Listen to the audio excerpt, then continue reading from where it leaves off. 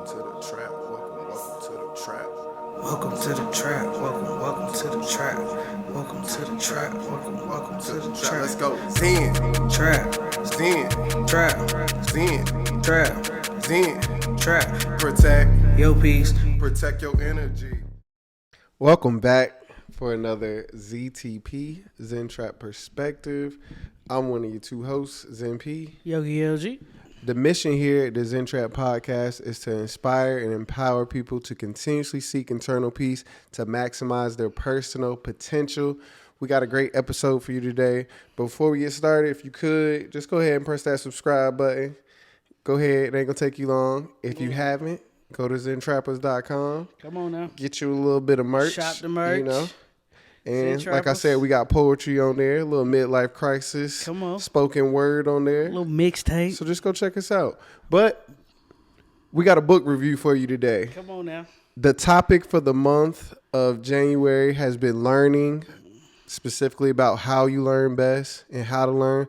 So we chose a great book for this month. Yogi LG, why don't you tell them what we got? All right, so the name of this book is Limitless. It's by the author Jim Kwik. Jim Kwik, that's my boy. Jim Kwik. Definitely referenced a bunch of other books, but this is his joint. It is I'm so excited to hear how you full felt of about the book. stuff. So I'm gonna let you go ahead and describe it first. If you jump into it, how would you give it? What's the general overview of what we got here? What is General Limitless overview about? is Jim Kwik talks about why he cares about how no one teaches you really how to learn. Yeah. He says his story about why it means so much to him, and then he goes into the 5 areas specifically about how to learn that he can teach and has been teaching inside of his company. And those areas are like focus, speed reading, thinking, memory, and there's one more.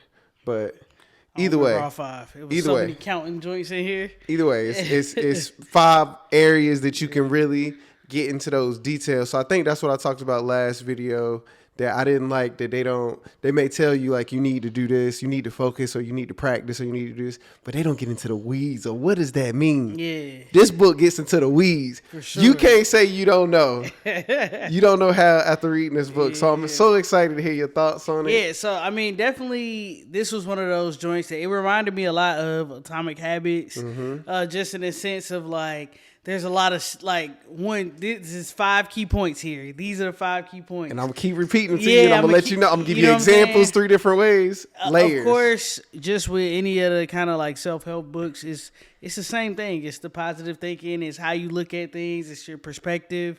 But definitely, like he said, it's giving you tips on like how to do all these things. How do you actually speed read? And even talking about based off your personality, how can you remember things better? Based off your personality, how can you read faster? So it kind of gets into like even super dynamic stuff with who you are and what your personality traits are. So I thought that was really good too. It's a good book. It's a good book for sure. I feel like this book is the epitome of that quote. You want to put me on a pedestal and make me great, so that can pretty much get you off the hook. Yeah. This book takes all of that excuse away. It doesn't say, do you think you're smart, or it's how are you smart? It's different levels to smart. It's figuring out what are you smart in. Yeah. And again, you probably weren't taught how to learn. We were not taught how to learn. At all. And even the way we learn in school is not the best way. Not the best way. It's not the best way. They don't get no breaks in school. It's so many other things, like so many layers to this learning thing that now I'm learning. Just even about your mindset and all. Like, Okay, all that so stuff. so let's get into it. What's something new you learned from this book? Oh, there's like so many things I learned. Yeah, just give me like one. Neuroplasty. Is it called Neuroplasticity. Neuroplasticity. Of course, we had talked about this kind of earlier in the month and how your brain expands, but like really going into the details of how to do that was something that I kind of explored. I was like, oh man, that's crazy. Like just talking about different ways to expand your brain, and this is how you can do that and like expand those neurons. So that was probably something I learned as well. Let me pull up some notes here. Oh, you got something you learned? I can completely jump in. Go ahead, so for please. me, like I said, I had read this book previously. This book helped me complete this Rubik's Cube. So the memory section is a part 1 and part 2. That memory section is what helped me memorize the algorithms I need to complete this Rubik's Cube. It came right on time as I was trying to just learn how to do it off a site on looking at the algorithm and just doing it. Then I was thinking, like, let me challenge myself. Like, why should I not at least try to see if I can memorize them? I'm, of course, just trying to do it all these different ways. I used the methods they had in this Limitless book, and I learned it in a week after learning those methods. After I've been trying for probably 3 months, maybe, of just wow. So the method you used was the like story. Okay, so there's an example in the book where there's like 10 words. 10 words. And he's like, did you try it? I did not. All right. Cool. I did not try it. Cool, good. We'll talk about it later, but go ahead. Say what you were saying. So just in the book, he's like, all right, these are 10 words. I want you to memorize these 10 words in order. You read them like once or twice. I think it was like 30 seconds or something. Spend 30 seconds looking at them. And of course, it's like, all right, turn the page. You like, I got maybe the first three. I got the first 2 or 3, and I got the last 1 or 2. Yeah, I might got a couple in the middle. I remember it was an ox in there or something. But he then like tells a story of like, all right, I'm going to tell you a story, which now the story includes all these things, and you just got to kind of recite the story. Like, it was powerful. Because when I read the story, I was like, dang, I remember so many more words now. I know it was a balloon next to a fire hydrant. A diamond. You almost still say it because it's a story. It's an ox. It was some batteries. Like, it was. The only downfall I can see in the techniques he talks about is if you have a limited imagination. That's the only thing. If you struggle with being creative, that would be your only. But you can still be layman. Yeah, but the whole book is just talking about like, if you are limiting yourself, like you got to disassociate yourself with that person who limits your brain. Like he talks about he had a broken brain. He had a fall when he was young and he just couldn't like retain stuff. So he felt like his brain was broken, but he had a dynamic way of learning and he had to just figure out how can I learn best and how can I kind of repair this broken brain. Yes. But he didn't limit himself. Like once he realized he didn't have to limit himself, that's when kind of he was like a master of learning. So and dope. This nails home the point that people say where learning is an active thing. Oh, yeah. You need to be engaged to learn. Oh, were you looking up something else? Go ahead. No, you good? Yeah, keep going. Nah, it's cool because we could just go to the next thing. Yeah. So while you looking, do you have a favorite bar? Okay, so I'm gonna just tell you my favorite section. Yeah, go to section. Yeah, so my favorite section is the flow section.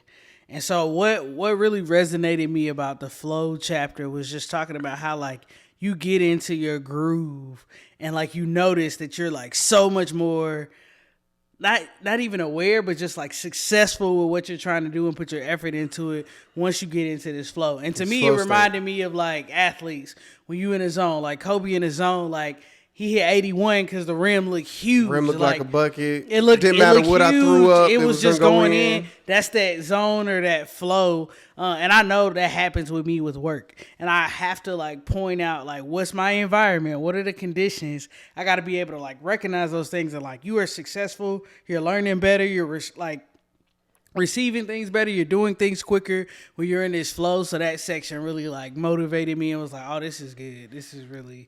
And it breaks it down. Like, I just love the layers of the book. It doesn't stop on the high surface layer of, this is what flow means. No, this is how you get in flow. This is the 4 levels of flow. Yeah. This is how you really recognize when you're in flow versus when you're not. This is how you answer those questions.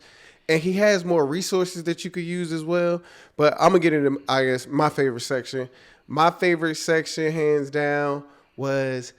focus. Favorite chapter, favorite section. Look at you. I can see that.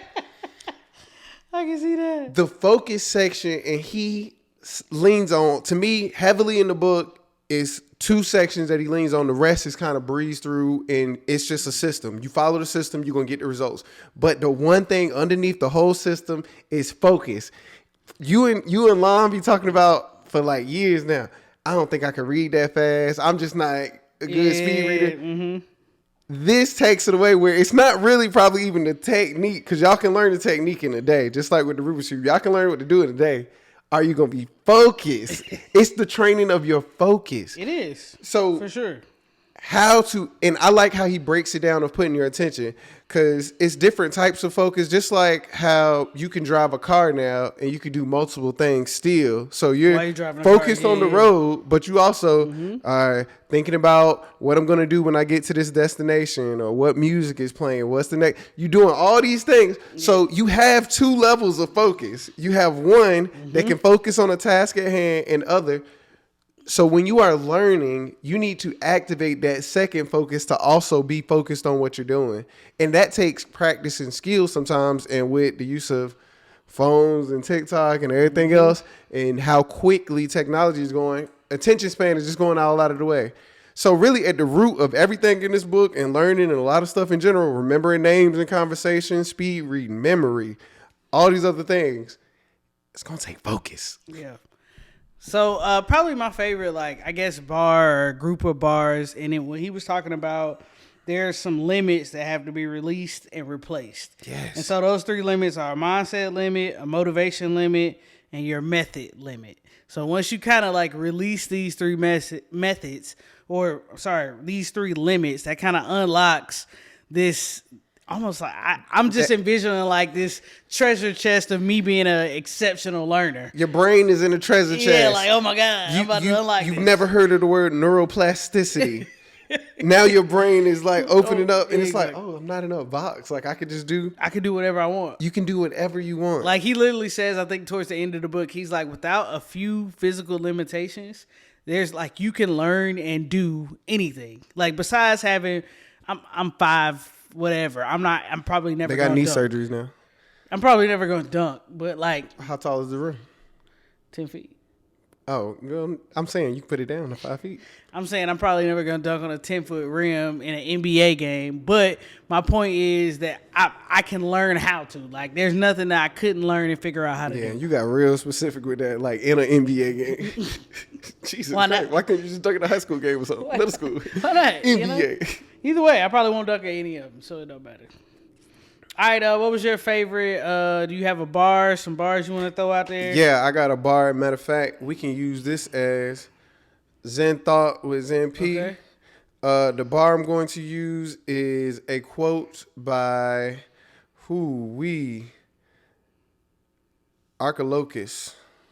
Okay. I don't think I said that right. Oof, that's tough. Archilochus. Ugh. Yikes. Respect, though. Appreciate you. Yeah, to you. Yeah, for sure. You don't rise to the level of your expectations. You fail or fall to the level of your training. You don't rise to the level of your expectations. You fail or fall. Yeah, you pretty much could just say fall. So you fall to the level of your training. Okay. So, all right, go ahead. So, if you didn't get that, what's that saying is, you can have these high expectations right now. I'm thinking I can go and kill in golf. I ain't played golf ever almost. So I can get out there and I can expect to win. I can think my hardest, try my hardest, swing my hardest with all the little things I learned. But I am not trained in that moment to do some of the things that my brain can even imagine. So you're going to still fall in those moments when you're risking it all to the level that you are prepared and trained for. So even though you're learning these things, training is important. I'll take it back to your flow state of an NBA player, of Kobe. Kobe talks about how you shooting 10,000 shots or training for 10,000 hours just to have that 40-minute game or something, just so I can go out there and be in that flow. Or you shoot 100 shots from one spot every day all year, just so when I go to that in the spot, playoffs, when I get to that spot, I know I can shoot that. Y'all looking like, oh my God, that was an amazing shot. No, I hit that shot. I can make that shot with my eyes closed in this arena. I shoot that all the time. I know what a win is at every. But what in your life would you care that much about? That's a good question. That's a cool question. Even as I was reading the book, I was kind of like, man, what things do I want to learn? What things do I want to like go out and just... That's when it becomes the hardest. Once you realize you're capable, the hardest part is figuring out, all right, now what? Where do I want to put all this energy and effort? You just gotta start. Yeah, for sure. But one of the biggest things he said that I thought moved me as well is just like passing on knowledge. Like why he even wrote Limitless. It's just like I found these tools and I got to be able to share them. Like get excited. Like I got to let everybody else know that there's ways you could do this. I also have a quote here I want to give. A beginner's mind. They say, remember that your mind is like a parachute It only works when it's open. So definitely, I think that's along the theme of Limitless as well. Your mind being open to what you can do, not restricting yourself, not even thinking about like, oh, this is how you're supposed to learn in school. Like, no. All of that out the window. Out the You window. got to reprogram your brain. That's why kids learn faster. Yeah. And that is what's going to get into a point. Well, one, I said it was pretty much two main points that I felt he talked about the most in the book. Focus was one that he covered a long time. But before you even get to focus, it's what you're talking about. He said you got to get rid of, you got to focus on the BS, your belief system. Yep. He stayed a lot on how do you believe, like, do you have a growth mindset? Do you have self-confidence? Can you break stuff down into really small steps so that you can get wins? Talking about conditions where you don't remember some tasks that you get completed, and incomplete tasks you'll remember more because you don't close the loop. Like, he goes into a lot of details to take excuses away of I'm not capable. You are capable. Just say you don't care. You don't care about it. You don't care. Now you enough. gotta admit that. Now you gotta admit that because the actions. Yeah. Because that's how active learning is. And the last point I was going. Well, I guess we can go to the next section and probably talk about it because I want to talk about something I guess in general. So, what do you foresee in this book changing you? I guess, or maybe something you struggle with? It's one of those books that you read, especially if it's like one of your first self-help books, that I can imagine being life changing.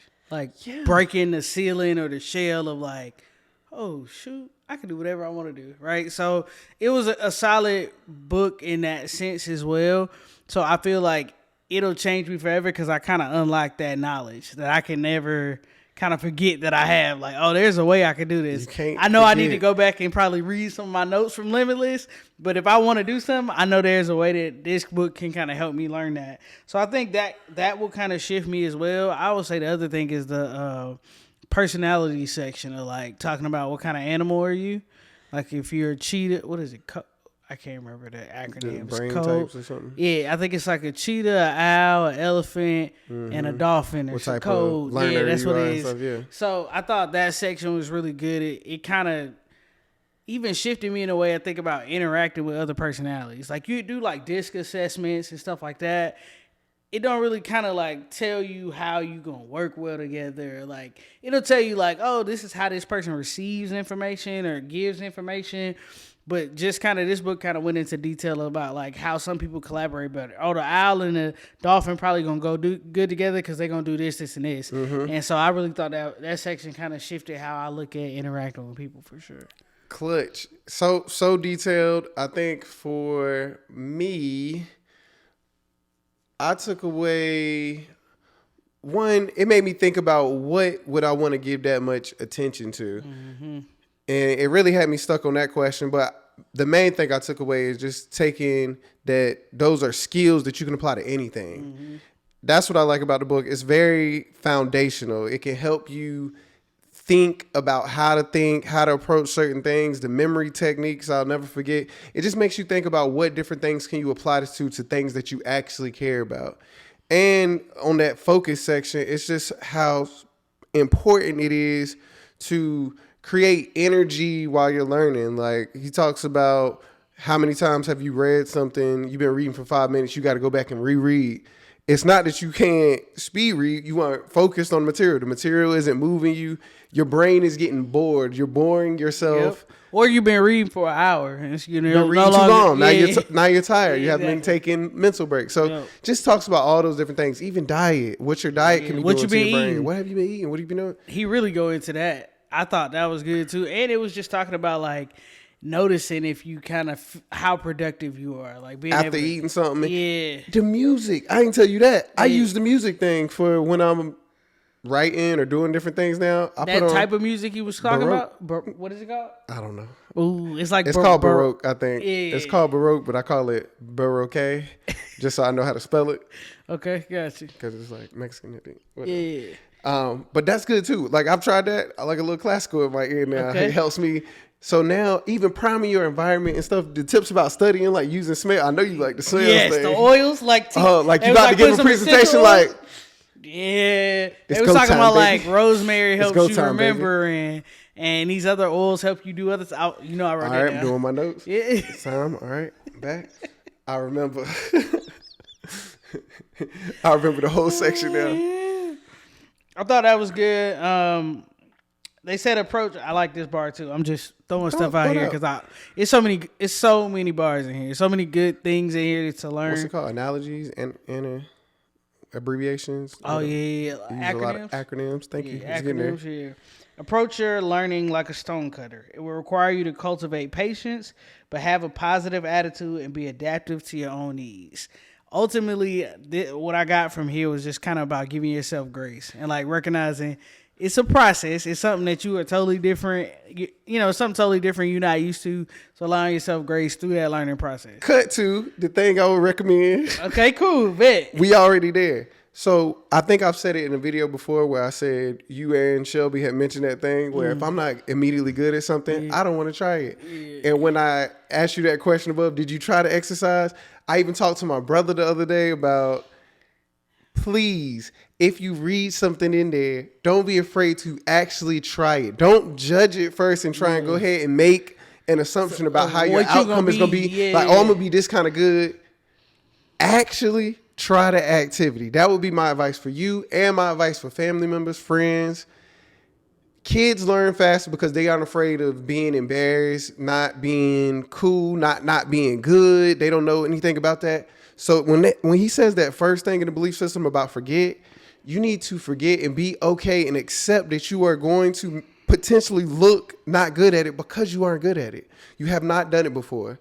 And you need to get those reps in, but you can't be afraid to start. That's what that whole other book, which we could do that one month, that book on resistance. Oh, yeah. So starting will do so many things. It's like the procrastination of not starting, of just keeping thinking about, well, how would I start? What I'm going to do to start? Just start. Yeah. Just start. And I thought I'm a piggyback off of that because I think this is another one for me to learn from. Mistakes don't mean failure. Mistakes. That's perfect. Mistakes are a sign that you're trying something new. That's it. So just having that mindset of like, it doesn't mean anything. Practice doesn't make perfect. Practice makes progress. There we go. Practice makes progress, and you can just keep progressing. You're never going to be perfect. You're never going to be perfect. Yep. Once you can just find ways to appreciate the effort, the work. I don't know how, like, why do you just for a little bit, why do you think that is? Like, why? Because, I mean, I do it too. I want to start there where if I hear something, before I try it, I'm going to just immediately in my head think about, oh, I'm not going to do that because I have an idea in my head that I'm going to be this kind of good. It's almost like what he said in the book. But we would be lost without memory, right? It would be like we're approaching every situation brand new. And we can't rely on anything that we've done in the past.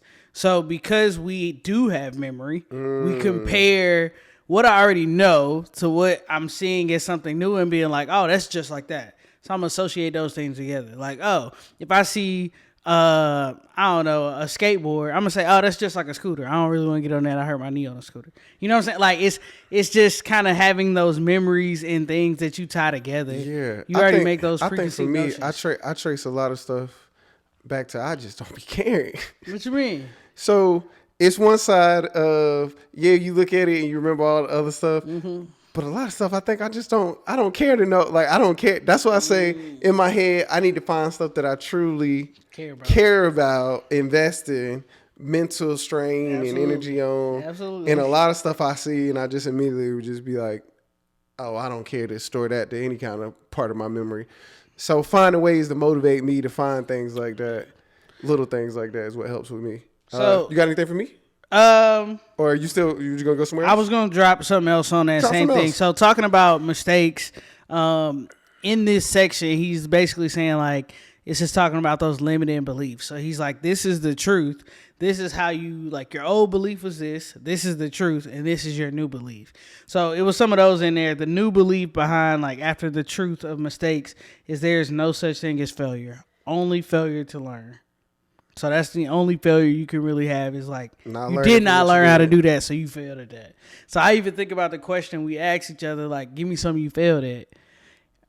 That's making me think about, like, dang, I don't really fail unless I really, like, try. You have to put forth effort to fail. So if you're not going out there and failing, you really aren't really pushing yourself to an uncomfortable limit. Yeah. he talks in the book, you need to be flirting with uncomfortable a lot to keep growing. Absolutely. That's how you keep growing in the weight room and in everything in life. You have a stimulus, and then that pushes growth. Now, that's why self-care is important, all those things, because you can get slapped and then not want to go outside no more. I think if I was to say one thing that I have for you, I feel like, which we kind of hit on the same stuff in a different way, right? So there was an area talking about and he goes into career stuff a lot. So kind of like towards the end of the book, talking about how you can kind of use this stuff in your career, not just your personal life. So fine-tuning your emotional intelligence. You're probably really, really emotionally intelligent, but I think practice... I'm sorry. I just love that. I love that compliment. It's like, yeah, you know it, but you don't know how to do it. Go ahead, sorry. So I think they talk about practicing empathy in there. So one of the lines is develop empathy by actively listening to others and putting yourself in their shoes. Empathy can enhance your ability to connect with others, blah, blah, blah. But I think ultimately, like, I feel in your growth, I feel like when you're trying to practice empathy, you want to like, all right, let me try to say let me like pause and think what I think they're going to want to hear from me so they can feel that I'm trying to be empathetic. Mm-hmm. And so I think maybe one thing you can take from that is just saying like, all right, what would I want to hear if I was in this shoe? That don't work. Okay, all right, cool. I received that. What I want to hear is not what a lot of people want to hear in that moment. Because I would want to hear a solution. Okay. And you feel like people don't want to hear solutions? Hell no, nobody want to hear no solution. All right, cool. All right, well, that would be my... Can you just be here with me for a second? Yeah. Let's sit.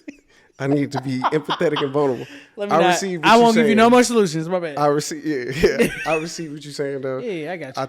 I feel like I'm making progress on that. I think you are. I'm bringing attention to it. For sure. And I'm not afraid to look robotic at first to get it smoothed out. So I can ease it back. So I'm trying to go out there first. So I can definitely tell, like, you read this book before, though, because, like, some of the stuff that's in it, I'm like... That you saying from the past? That's what this nigga got this from. That's like, I wish you would have just got it on your own, because it don't hit the same. Like, I wish you would have been hearing it on your own for the first time versus, like, you heard me say it. That's why I was trying my best in the other recording. Like, I can't give away all the nuggets. And I had to wait until the week of, so I didn't reread the book until the week of, just because I didn't want the stuff to be fresh in my head again. Because all the stuff I was even saying was still from the first time. Was probably. I got you. Do you feel like you learned more reading it through a second time? No, honestly, because I didn't stop and do the first time. I did it out of all the activities. When I say this man probably got at least 30, 40 activities in there, 40 easily. I only did 2 of them, and the 2 I did worked exactly how he talked about in the book. So I keep telling myself I need to go back, go to the resources, read some of the trainings, and do them. Yeah. Just do them. Maybe do them for 30 days or something. I read the book. No questions. Time, I wanted to do a lot of the exercise. I'm like, dang, I want to sit down and do that. I did the memory exercise. Okay. And I did the speed reading exercise where you time yourself. Works. So he even talked about, like, sometimes your comprehension is not going to be there. Don't worry about that all the time. Yes. Like, I love the way he just kind of is like, toss that out. Like, it doesn't matter. He tells you what the questions kind of you're thinking about in your head. Like, you're thinking in your head and reading every word. Yeah. And it's funny that I was like, oh yeah, this is what I do. This ain't what everybody do. I'm like, oh, this is not what people do. No. He said a story in there where he was like, he had laughed too soon because he had read the stuff before everybody else. And once I was like, oh yeah, I remember I had a moment like that too. I was like, your head be up, everybody kind of still down. I'm like, oh, y'all read every word. Y'all still reading. You just been skimming from day one. Kind of, yeah, jumping. Boom, boom, boom. Because you're going to put together what's in the middle. It's exactly how he said it. Like, looking at it as an image and, like, you can think, it's like, okay. Yeah, we ain't going to give y'all the tips to the book. Go read Limitless. Read Limitless. Not just read it. Read it is one step. Please do the stuff in the book. And if I was to give a recommendation around reading it or how you can read it or whatever, take your time and read it. Like, take a month or take a few weeks. Like, read. If you a 10-minute at a time or 25 minutes at a time, whatever. You a nightly reader, do it in parts, break it up, do the activities. If there was one book, I'll even scale it back because we talking about it's better to be consistent to just not be doing nothing and be all sporadic. Pick one activity in the book and do it. You don't have to do all of them. Pick one, come back, maybe do another one later. Whichever area, if you read the 4 or 5 areas of the book, whichever one you feel like you are struggling with the most, pick that one area, read that, and do the activities in that one area. That's it. See what happens. It's good. It's one of those life altering books for sure. Like you said, it's picking up off of other books, Atomic Habits, and all these other. He references so many other books. I'm like, oh yeah, I probably need to read that. That sounds good.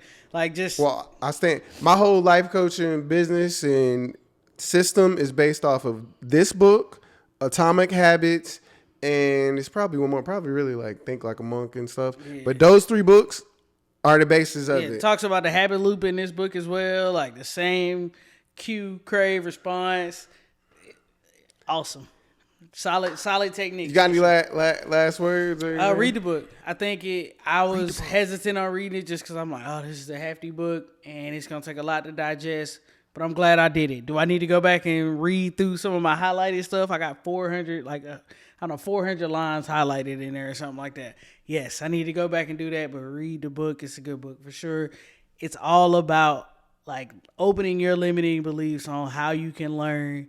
And that's what this month is all about. What about you, P? You're capable. I have said it 8 different ways. I don't know if you can help me out. Find a way to do the action. Don't overthink. That's the only thing I really want you to do.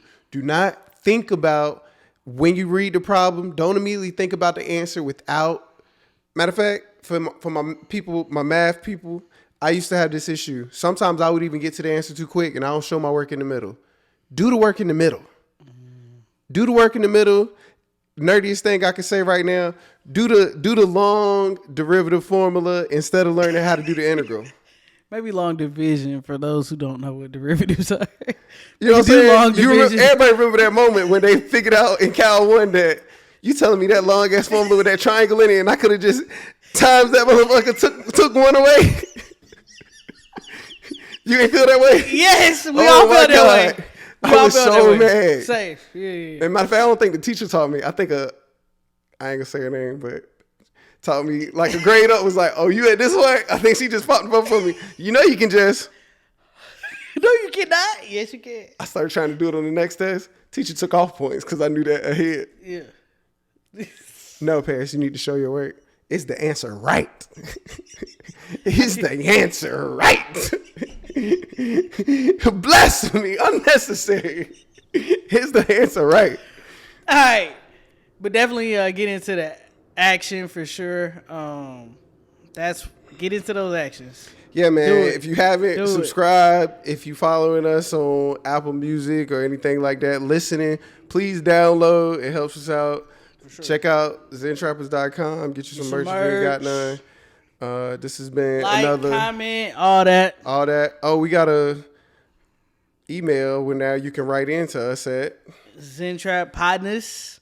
That's ZenTrap and then ZenTrap spelled backwards. Partners. That's with a Z on the end. Please feel free to send us some questions at ZenTrap. Lindsay came up with that email. We in this together, dog. We are. But you came up with that email. He didn't have to do that. Partners. ZenTrapPartnez at gmail.com. Feel free to send us questions. Send us questions, feedback, any of that. Whatever. Spam us. Don't spam us. This has been another ZTP Zen Trap Perspective. I'm one of your 2 hosts, Yogi LG. Zen P. If you don't do nothing else, make sure you protect your peace. Protect your energy. It's the Zen Trap. Yeah. Welcome to the trap. Welcome to the trap.